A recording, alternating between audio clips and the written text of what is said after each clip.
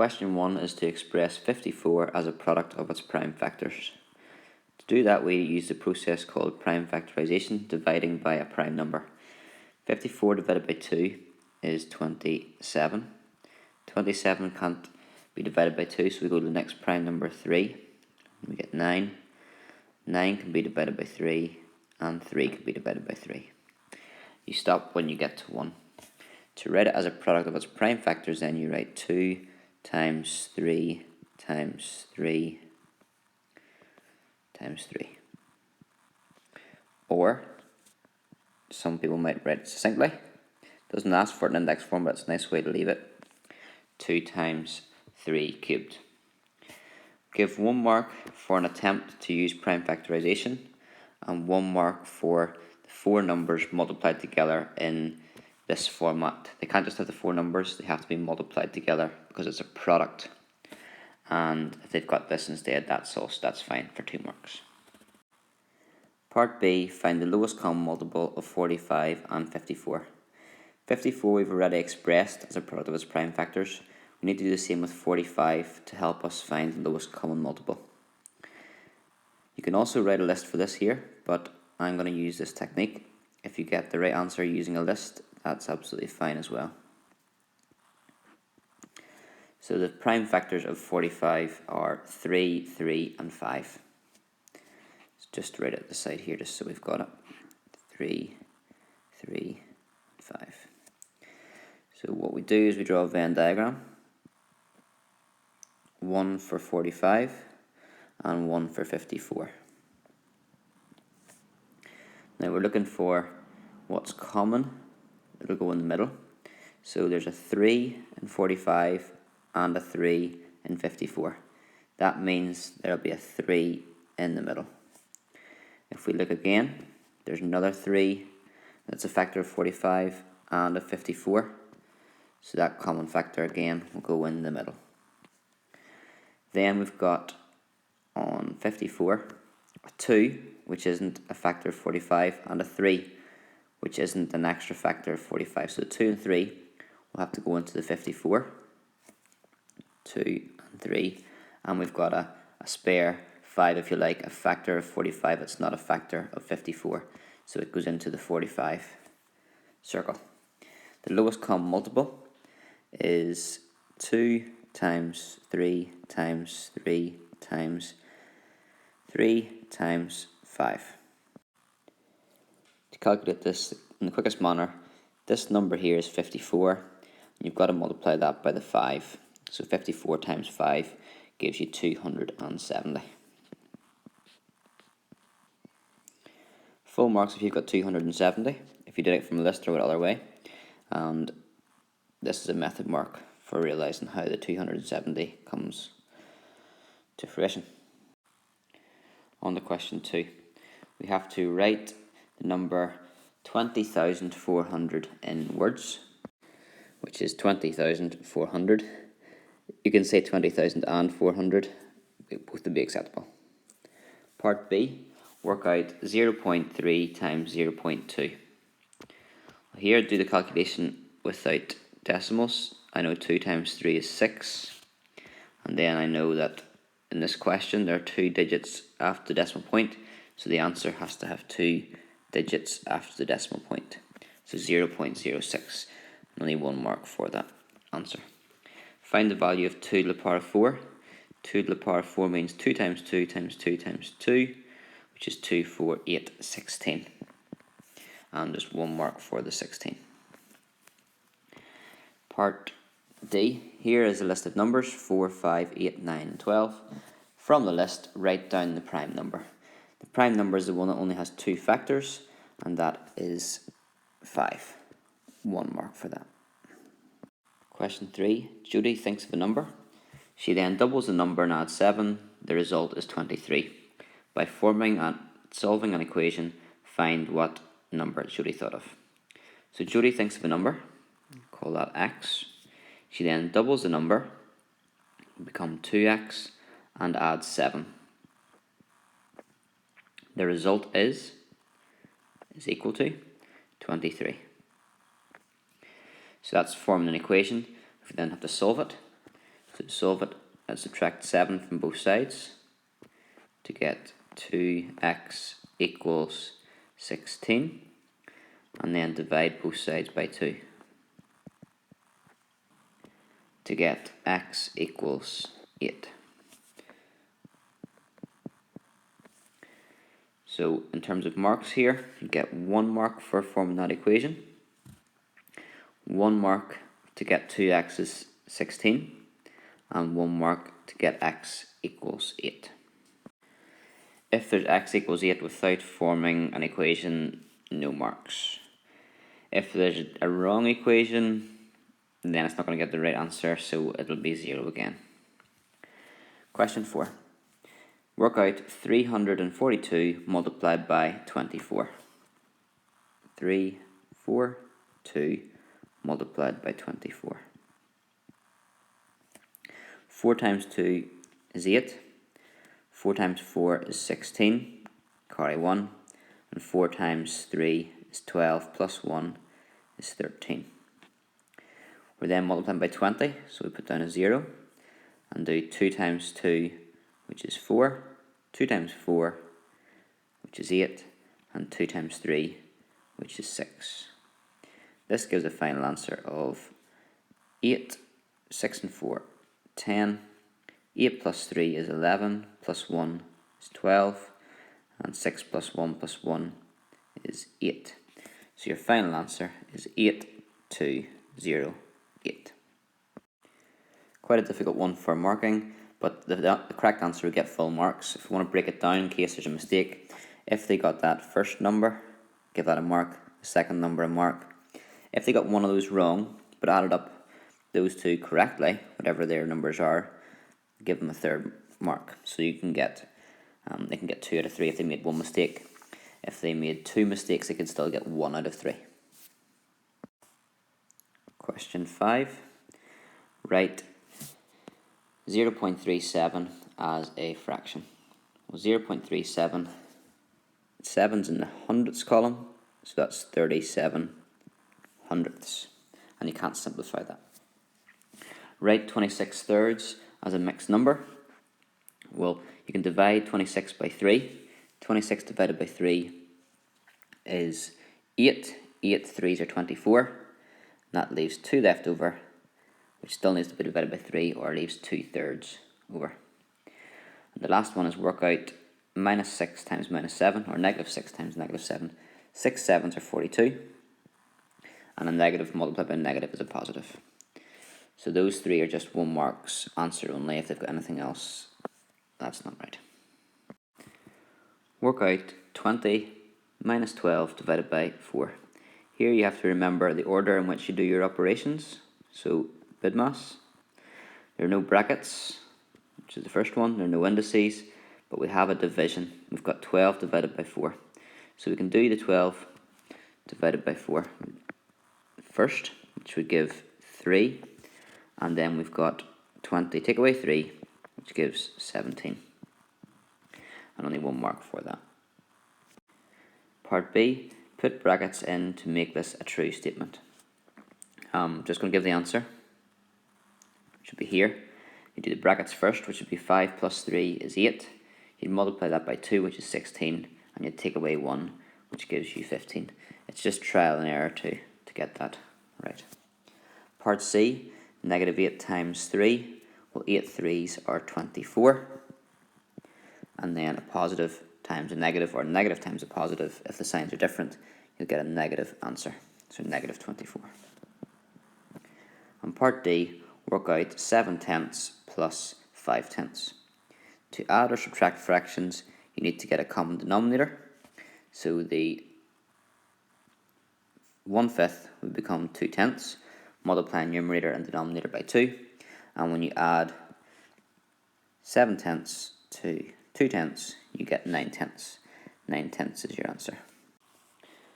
So here give 1 mark for them trying to get a common denominator, so i.e. 2 tenths, give a mark for 2 tenths, and then give a mark for the correct answer at the end, 9 tenths. In question 7, write these numbers in order of size. Start with the smallest. To do this question, we have them all in the same format. So all decimals, all fractions, or all percentages. I'm going to write them all as decimals. Easiest one to look at there, first of all, 41% is 0.41. 2/5, if we write over here, 2/5 is the same as 4/10 if we double the numerator and denominator. And 4/10 is 0.4, because 0.4, the 4 in here represents 4/10. So really this one here is the awkward one. Going to be a difference between getting probably 1 mark in this question or 2. How do we write 3/7 as a decimal? We've got to actually divide the 3 by the 7. 3 divided by 7 does not fit, doesn't divide, so we have to carry over the 3, and then 7 divides into 30 4 times with 2 left over, divides into 20 2 times, 6 left over, divides into 60 8 times, and I think we can stop there. It'll keep going, but that's enough to compare it with the other ones. So we're going from smallest. So if we look for the smallest one here, I can see is 0.4. We don't write 0.4, write 2/5. The next smallest is 0.405. Then we have 0.41, and then we're left with this one. This one, you can see here, 4.2 is smaller than 4.5, so we'll go with this one, which was 3/7. And finally, then the largest is 0.45. Marking this can be quite difficult. It'll be full marks if it's in the right order. If it's went from biggest to smallest, lose 1 mark, but if the order is still correct. If there's just one in the wrong position, so for example, if the 3/7 is maybe in here or over here, if you can just move one of them and it gives the right answer, give that 1 mark. But if you have to move 2 of them to get the right order, no marks. Question 8. What fraction of this shape is shaded? Well, the shape is 6 squares long and 6 squares high, so it's 36 squares in total, so it'll be out of 36. And then the number of shaded squares is 5, 6, 7, 8, 9, 10, 11, 12, 13, 14. So 14 out of 36. It says to give your answer in its simplest form, so we can divide by 2 there, numerator and denominator, and we get 7/18. So 1 mark if they get 14 over 36, and the final mark is to simplify that fraction. Write down the order of rotational symmetry of this shape. This means how many times will it fit into itself if it's turned around 360 degrees. In this case, it will be twice, once at 180 and the second time at 360. Part C, on the shape below, shade as few squares as possible so that the dotted line is a line of symmetry. So if we work our way down, what's on the left will have to be at the same position but on the right. So the first square, that's the second square away from the mirror line, which would be here. This is shaded in, so that one there is going to have to be shaded in as well.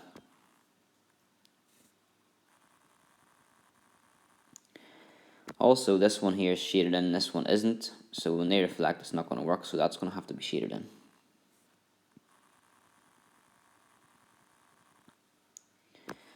These two match up, but this one is shaded on one side but not the other, so we're going to have to get rid of it.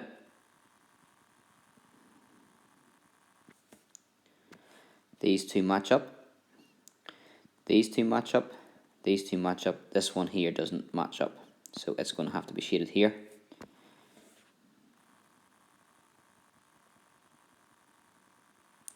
And finally, don't worry about the shading as long as they've indicated the correct squares. It's probably better shaded than mine, to be fair. This one here matches with this one, but one's shaded and one's not. And this one here, one's shaded and one's not, so we're going to have to get rid of both of those two. And you end up, when they've shaded it, you should have a circular shape in there. Okay, for marking that, well, if it's exactly like that, then you get 2 out of 2. If they've got 3 rows right, i.e. like 1, 2, 3, if at least 3 are right, you can give 1 mark, and if all 5 rows are correct, then give the 2 marks. And then on to question 9, we've got to work out 2 and 7/15, take away 1 and 2/3. So there are a few approaches you can do for this one. I'm going to do it by getting them all into improper fractions and then doing the subtraction. So 2 and 7/15, if we change the 2 into 15ths, that would be 15 times 2, which is 30. So 30/15 plus 7/15, you'd have 37/15. 1 and 2/3, if we change it into thirds, 1 is 3/3 plus 2 is 5/3. And then if we get a common denominator, the common denominator would be 15. So there's no need to change the first fraction. And the second fraction, we've got to multiply the denominator by 5. So multiply the numerator by 5, and that will give 25. 25/15 taken away from 37/15 gives you 12/15. And then final answer will have to be that simplified. The numerator and denominator could be divided by 3, so that would be 4/5. So mark wise, give 1 mark for getting them correctly and proper. I'm going to give 1 mark for the common denominator, getting 25/15 or an equivalent of that, and then the third mark has to be for the 4/5, not giving a mark for 12/15. Question 10, we've got a plus a is 18, or in other words, 2a is 18. To solve that, you would divide both sides by 2, and you would get a equals 9. So your answer is I know it's already in there, a equals 9.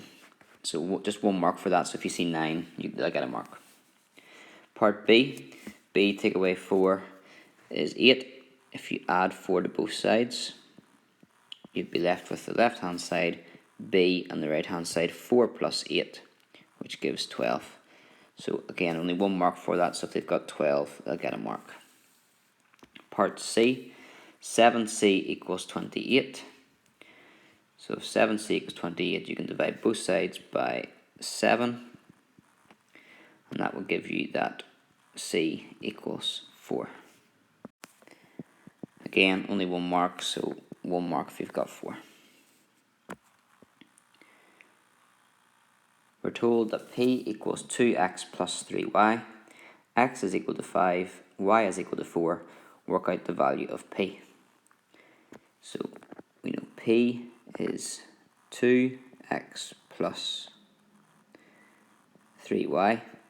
We substitute in, the x is 5, the y is 4, and 2x means 2 times x, so 2 times 5, which is 10, and 3y means 3 times y, so 3 times 4, which is 12, and 10 plus 12 is 22.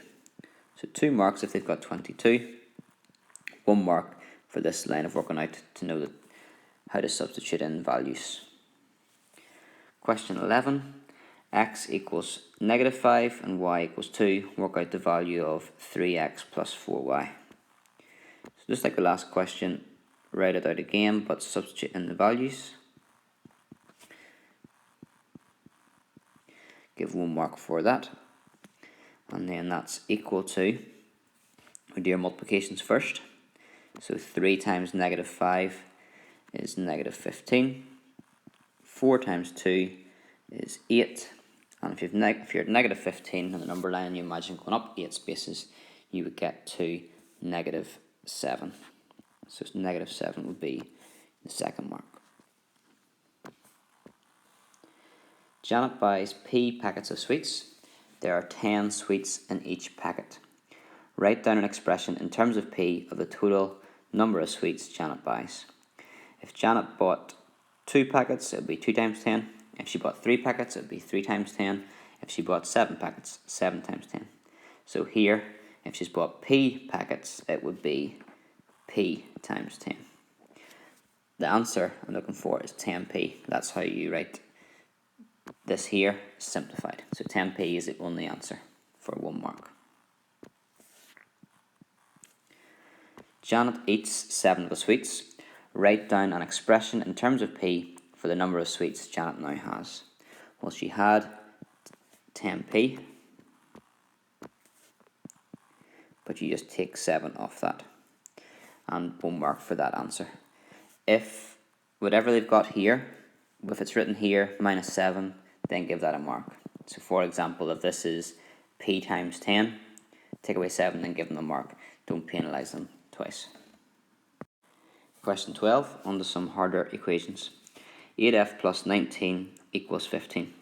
So here you take 19 off both sides, and you get that 8f equals negative 4. And then you always divide the number of the variable you have, in which case 8f, so we divide by 8. And then we get that f equals negative 4 divided by 8.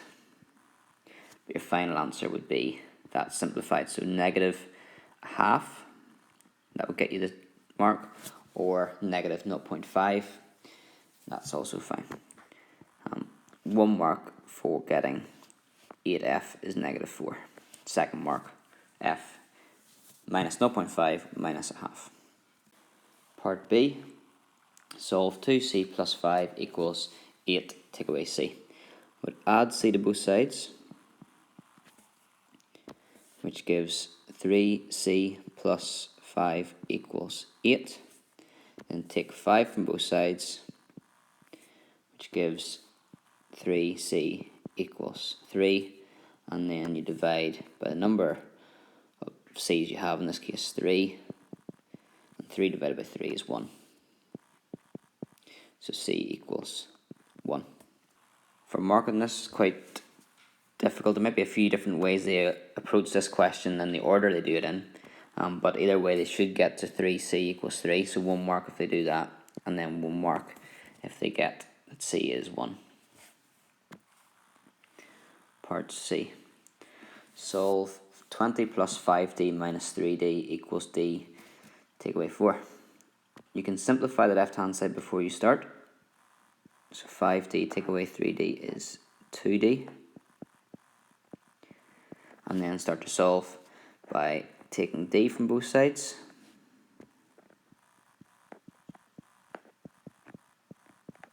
And then take 20 from both sides.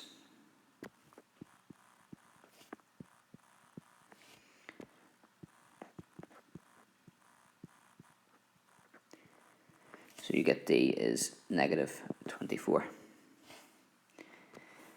That one's worth 3 marks, so 1 mark would be for simplifying that before you start. Second mark would be for 20 plus d is negative 4, and your third mark is for the final answer, negative 24. And last question, we have to evaluate 1.8 divided by 0.04. There could be all different approaches on your page for marking this. I'm going to show you one approach, which would be to write the division as a fraction. You can then scale it up or multiply the numerator and denominator to get an equivalent fraction. If you multiply top and bottom by 100,